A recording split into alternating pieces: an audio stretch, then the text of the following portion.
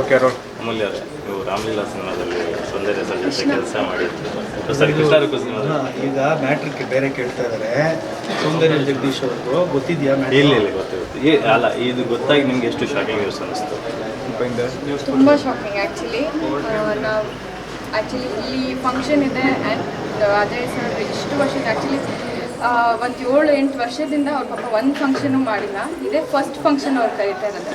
ಇಲ್ಲಿಗೆ ಬರ್ತಿದ್ದಂಗೆ ಈ ನ್ಯೂಸ್ ಬಂತು. ನನಗೆ ಏನು ಮೊನ್ನೆ ತಾನೇ ಬೀಗ್ರೂಟದಲ್ಲಿ ಸುಮಾರು ಒಂದು 2-3 ಅವರ್ ನಾವು ಕುತ್ಕೊಂಡು ಮಾತಾಡಿ ನಕ್ಕೊಂಡು ಅವರು ನಮ್ಮ ಬೇಜಾರು ಮಾಡ್ಕೊಡ್ತೀಯ ಆರಾಮಾಗಿರೋಣ ಆ ಥರದ್ದೆಲ್ಲ ಒಂಥರ ಸ್ಪೋರ್ಟಿವ್ ಆಗಿದ್ರು. ನನಗೆ ನನ್ನ ಯೋಚನೆ ಸಹ ಮಾಡೋಕ್ಕಾಗ್ತಿಲ್ಲ ಇವತ್ತು ಅಂಕಲ್ ಇಲ್ಲ ಅಂತ. I have to rush. ಇವಾಗ ಮುಗಿಸ್ಕೊಂಡು ನಮ್ಮ ದೊಡ್ಡಪ್ಪ ತೀರ್ಕೊಂಡಿದ್ದಾರೆ. ಊರಿಗೆ ಹೋಗಿ ಅವ್ರ ಮುಖ ಒಂದ್ಸತಿ ನೋಡ್ಕೊಂಡು ಅವರ ನಿಮ್ಮ ಒಡನಾಟದ ಬಗ್ಗೆ ಹೇಳೋದಾದ್ರೆ, ನಿಮ್ಮ ಸಿನಿಮಾ ಕೂಡ ತುಂಬ ನನಗೆ ಒಬ್ಬರು ಅಣ್ಣನ ಸ್ಥಾನದಲ್ಲೇ ಅವ್ರು ಇದ್ದಿದ್ದು. ಯಾವಾಗಲೂ ನನ್ನ ಜಗಿನ ಮದುವೆ ಆದಮೇಲೆ ಊಟ ತಿಳ್ಕೊಂಡಾಗ ಅದನ್ನೇ ಹೇಳ್ತಾಯಿದ್ರು. ನಾನು ಒಬ್ಬ ಅಣ್ಣನಾಗಿ ಹೇಳ್ತಾ ಇದ್ದೀನಮ್ಮ, ನೀನು ತುಂಬ ಚೆನ್ನಾಗಿರ್ಬೇಕು, ತುಂಬ ಖುಷಿಯಾಗಿರ್ಬೇಕಮ್ಮ ಅಂತಲೇ ಹೇಳ್ತಾ ಇದ್ದಿದ್ದು ಅವರು. ಅವತ್ತು ಐ ಥಿಂಕ್ ನನಗೆ ಸಖತ್ತು ಅವತ್ತು ವೆರಿ ಎಮೋಷ್ನಲ್ ಮೂಮೆಂಟ್. ನಾನು ಅವರು ನನ್ನ ಪ್ರೊಡ್ಯೂಸರೇ ಆಗಿರ್ಬೋದು. ಇನ್ಫ್ಯಾಕ್ಟ್ ಉದಯ್ ಮೆಹ್ತಾ ಸರ್ ನನಗೆ ಸೌಂದರ್ಯ ಜಗದೀಶ್ ಅಂಕಲ್ನ ಪರಿಚಯ ಮಾಡಿ ಉದಯ್ ಮೆಹ್ತಾ ಸರೇ ಇಲ್ಲ ನೀವು ಮಾಡಿ ಪಿಕ್ಚರು ಚೆನ್ನಾಗಿದೆ ಅಂತ ಉದಯ್ ಮೆಹ್ತಾ ಸರೇ ಒಂದು ಅವರ ಮಧ್ಯೆ ಒಂದು ಬ್ರಿಡ್ಜ್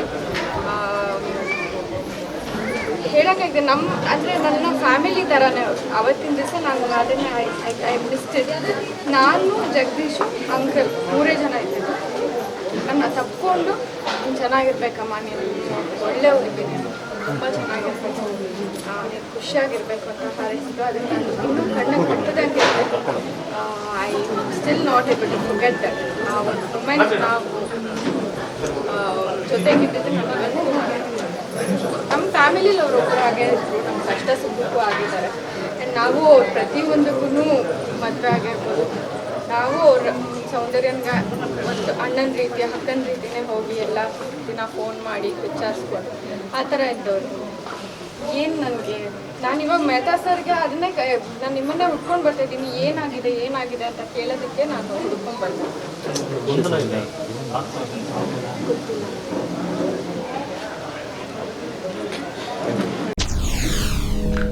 SSTV ಸಿನಿಮಾ ಜಗತ್ತಿನ ಕ್ಷಣ ಕ್ಷಣದ ಸುದ್ದಿಯೊಂದಿಗೆ.